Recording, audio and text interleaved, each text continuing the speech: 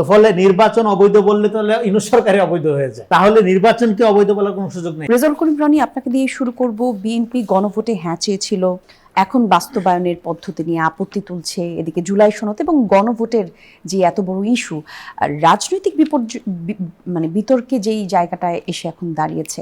সংস্কার বলতে এনসিপি, তারপরে জামাত যা বুঝে এবং এনজিও সরকার বিগত যা বুঝে আর বিএনপি যা বুঝে, এটার মধ্যে পার্থক্য। এটা হলো ক্ল্যাশ অফ ইন্টারপ্রিটেশন, এটা নট ক্ল্যাশ অফ সিভিলাইজেশন। এটার জন্য কি ব্যাখ্যা দেওয়া হয়েছে? বহুবার ব্যাখ্যা দেওয়া হয়েছে। আজকে সকালেও, আজকে আপনি প্রথম আলো লিড স্টোরি দেখেন, কালকে পর্যন্ত কি ছিল? কালকে পর্যন্ত খবর ছিল যে যে অধ্যাদেশগুলো রহিতকরণ করা হয়েছে এগুলো চিরতরে আপনার বিএনপি নাই করে দিয়ে, ডিনাই করে দিয়ে স্বৈরাচার হওয়ার পথে যাত্রা শুরু করেছে, তাই না? তো এটাই তো বাজারে খবর ছিল গতকাল পর্যন্ত। তারপরে স্বরাষ্ট্রমন্ত্রী, আইনমন্ত্রী এবং চিফ হুইপ ওনারা পরিষ্কার করলেন, ব্যাখ্যা দিলেন যে এইটা পরবর্তী অধিক যাচাই বাছাই করে যেই বিষয়গুলো সংবিধান সংস্কারের সাথে জড়িত এবং যে আইনগুলোকে আরেকটু শক্তিশালী করা, আরেকটু স্বচ্ছ করা, আরেকটু জনবান্ধব করা দরকার, সেগুলোর স্বার্থে তারপরে এগুলো আবার আনা হবে বিল আকারে। তার মানে এগুলো শেষ হইয়া হইল না, এগুলো চিরতরে শেষ হয়ে যাচ্ছে না।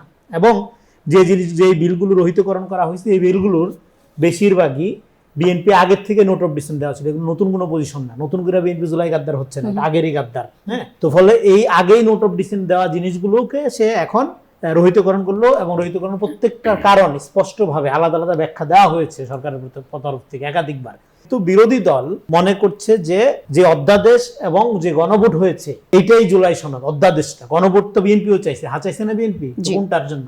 ওই জুলাই সনদের জন্য লিখিত, যেটা তারা স্বাক্ষর করেছে। এবং সেই স্বাক্ষরে জুলাই সনদের মধ্যে লেখাও আছে যে দলগুলো জিতবে, যে তাদের অঙ্গীকার অনুযায়ী সেটা পূরণ করবে। জুলাই সনদের নোট অফ ডিসেন্ট আছে যে সমস্ত ধারাগুলোতে, তার প্রত্যেকটা নিচে দেখবেন আবার সূত্র আকারে, সংশোধনী আকারে, ব্রেকেট আকারে, নোট টিকা আকারে এই কথাগুলো লেখা আছে। ফলে এখন বিএনপি তো জুলাই সনদ বলতে জাতির সামনে, সারা দুনিয়ার সামনে যেটা স্বাক্ষর করছে এটাকেই বুঝে। এখন কোনো অধ্যাদেশের কোনো ঘোষণায়, প্রজ্ঞাপনে যদি ত্রুটি থাকে, সেই দায়ভার তো অন্তর্বর্তীকালীন সরকারের, সেটা তো একটা রাজনৈতিক দল বিএনপি নেবে না। এখন আপনারা যদি মনে করেন না অধ্যাদেশকে মানতে হবে, এই দাবিটা হয় না কোনো পার্লামেন্ট, তাহলে তো পুরো প্রক্রিয়া নিয়েই প্রশ্ন জাগে। মানে যে প্রশ্ন আছে দেখে তো, যেখানে যে প্রক্রিয়াগুলো গণতান্ত্রিক অগ্রগতির জন্য, রাষ্ট্রীয় স্থিতিশীলতার জন্য জরুরি, সেগুলো গ্রহণ করা হচ্ছে। যেগুলো স্থিতিশীলতা, যেগুলো তো অস্বচ্ছতা রয়েছে, সেগুলো নিয়ে আলাপ আলোচনা দরকার আছে। এবং যেগুলো সংবিধান, বিশেষ করে পার্টিকুলারলি সেটা সবচেয়ে গুরুত্বপূর্ণ অবজারভেশন, যেগুলোর সাথে সংবিধান সংস্কারের প্রশ্ন, সেগুলো তো আপনি চাইলেও হুট করে একটা পার্লামেন্ট, একটা অনির্বাচিত সরকার যেভাবে অধ্যাদেশগুলোকে করে ফেলছে, একটা পার্লামেন্ট সেভাবে করবে না। কিন্তু এই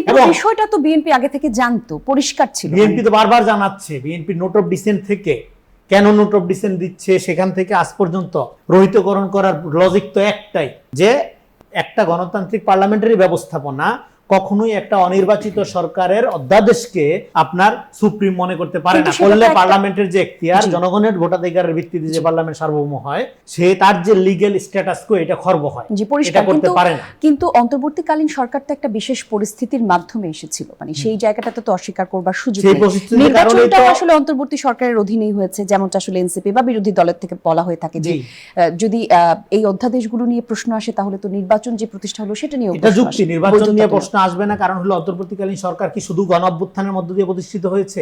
তার তো 106ও লাগছে। তার মানে একটা এক্সট্রা কনস্টিটিউশনাল অবস্থার মধ্যে আমরা ছিলাম। সেটাকে দেখেন, সংবিধানের ডক্ট্রিন অফ নেসেসিটি বলেও তো একটা ব্যাপার আছে। এখন যে যুক্তিটা দেওয়া হচ্ছে, তাহলে তো নির্বাচনই অবৈধ। নো, নির্বাচন অবৈধ না, তাহলে সরকারই অবৈধ বলতে হবে। কারণ সরকার সমস্ত শক্তি, রাজনৈতিক শক্তি এবং গণ অভ্যুত্থানের শক্তি, সবার সম্মতির ভিত্তিতে সরকার প্রতিষ্ঠিত হয়েছে। এবং সেই সরকার যে ইলেকশনটা দিয়েছে, সেই ইলেকশনেও তো গণ অভ্যুত্থানে সব শক্তি অংশগ্রহণ করেছে, এনসিপিও তো অংশগ্রহণ করছে, তারা তো সংসদেও আছে। তো ফলে নির্বাচন অবৈধ বললে তাহলে ইউনূস সরকারই অবৈধ হয়ে যায়, তাহলে নির্বাচনকে অবৈধ বলার কোনো সুযোগ নেই। হ্যাঁ, এই দাবি বরং তুলতে পারেন যে নির্বাচন হুবহু এক্সিস্টিং যে সংবিধান, সেই সংবিধান অনুযায়ী হয়েছে কিনা। নো, হুবহু হওয়ার তো কোনো সুযোগ নেই, দরকারও নেই।